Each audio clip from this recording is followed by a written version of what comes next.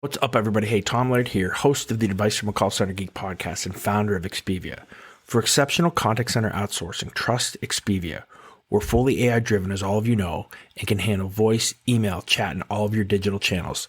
Our 600-seat USA contact center is expert in healthcare, financial services, insurance, tech support, retail, and more. Experts on the NICE CX1 platform, we ensure seamless customer experiences. DM me or visit expiviausa.com for more. Welcome back, everybody, to another episode of Advice from a Call Center Geek, the call center contact center podcast. We try to give you some actionable items to take back in your contact center, improve the overall quality, improve the agent experience, and why we're all here, improve the customer experience as well.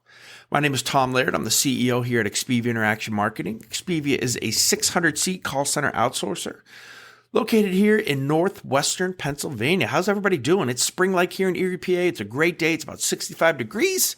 It's kind of nice because 2 days ago we had 7 inches of snow, but I guess that's it's kind of par for the course here. Hey, quick announcement, and I need some feedback and tell me what you guys would like me to add to this. But in about 2 weeks, we are going to have an expert coming on the podcast that deals specifically with security in the work from home environment, in the contact center work from home environment, I should say.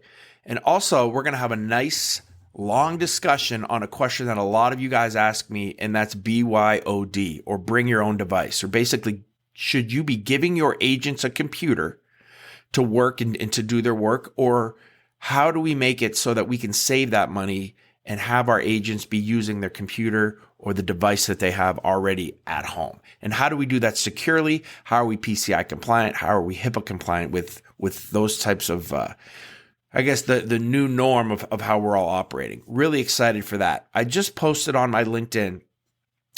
If you have any questions on this specifically, I mean, I have a ton of questions, but if there's something that maybe I'm missing that I'd love to hear from you that's specific maybe to your organization, please go on my LinkedIn, check out the post, ask away. I'd love to hear that. Also join our SMS texting community. So just text the word security to 814-247-0366. Join our SMS texting community. You can just ask that question there, and I will make sure that I see it, and I will ask that to our professional that's coming on. I'm pretty excited about that. We haven't really done a hardcore contact center security from kind of where we are now in a long time, or really maybe even ever. So pretty excited. Let me know if you have any thoughts. If there's anything that you want me to add, be more than happy to do that. All right, I want to talk today about something that is, I don't know, people, view me as being very agent-centric, which I am. I'm very pro-agent. I think their job can be extremely, extremely difficult. We need to do everything we possibly can to support and kind of rah our agents. But there are some things that our agents are responsible for. There are standards that they need to be held to. And some of these things kind of are non-negotiable, right? So again, it's not, I've had some people say, well, how can you kind of correlate those two things of holding your agents to certain standards, but still being very pro and kind of that nicey towards your agents? Well, there's certain things that our agents know that they need to take care of, right? We talk about attitude and effort, right? We're not going to manage to those. That's something that the agents have to bring every single day or they can't log in. The third aspect, and really when you talk about attitude and effort, that's covering things like quality and their tone of voice, right? But the one other thing that I think is the third pillar that agents are super responsible for and do not feel weird with holding them to a standard is timeliness, is making sure that they're on time to their shift, that they're coming back from breaks, that they're coming back from lunch, on time.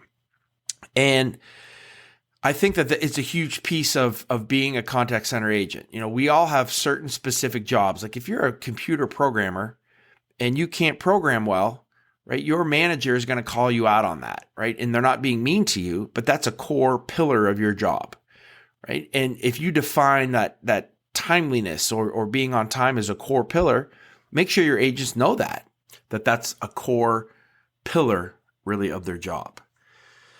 So let's talk about some of the things and how to handle this, right? Now, we are not talking about I have a sick child and I forgot to talk to my supervisor and I was 20 minutes late. Those are life things that happen. And that's not really the topic that we're talking about here. What we're talking about is that annoying little 3 minutes, 5 minutes, 4 minutes late logging in, 2 minutes late coming back from lunch, 3 minutes late from break, right? That sounds like nothing, right? And that's what your agents will say. What do you mean? It's just 2 minutes. Well, think about this. And this is one of the things I like to tell them is guys, there's hundreds and hundreds of agents here, right? If I have every single agent that's 5 minutes late for their break, that's a total breakdown in our whole structure of efficiency. And we're going to have customers that are not going to be happy because we will have some calls that won't get answered. Because remember, no matter what, customers and the call volume doesn't care if we're late. That volume is going to keep coming. And our organizations do everything we possibly can and spend so much money into being as efficient and understanding forecasts and understanding exactly how many reps that we're going to need per 15-minute interval. And we really, it's a balancing act of making sure that we are all kind of doing our part. Now, we all understand that there's shrinkage involved here, right? So make sure that you are scheduling in about a 10% per interval shrinkage for call offs for somebody who's sick, for somebody who's late. That is a buffer for efficiency. That's still not a buffer for the agents to kind of take advantage of, right? So we need to make sure we understand that. That's kind of planning for the worst case scenario. That's not something that we want to happen.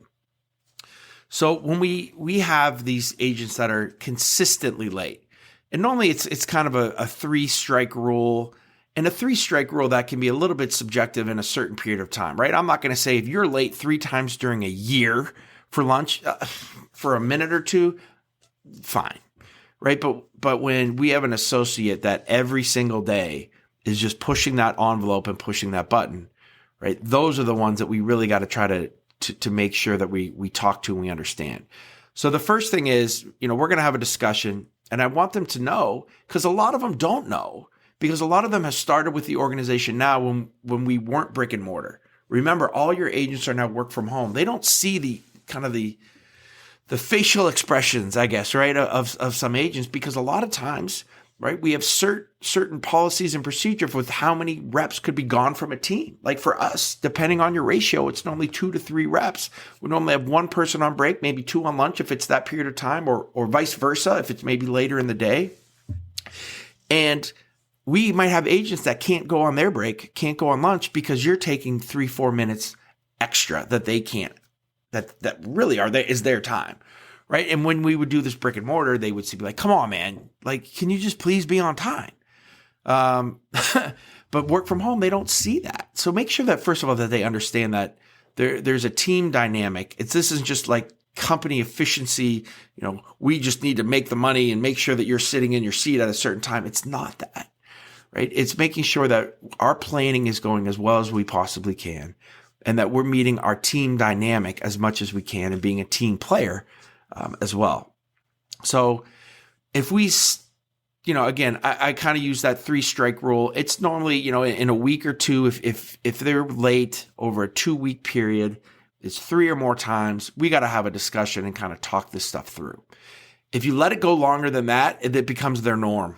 Right? It totally becomes their norm. And here's the other thing that mistakes that I have made is you can never say, you get a 3-minute buffer, right? So if you get a 20-minute break, and as long as you're back within 23 minutes, you're totally fine.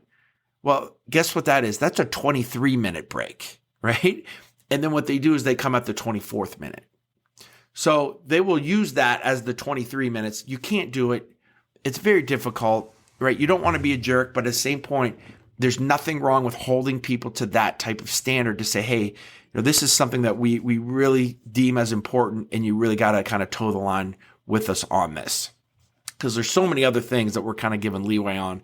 You got to help me out on this one. That's kind of the discussion that I would kind of have.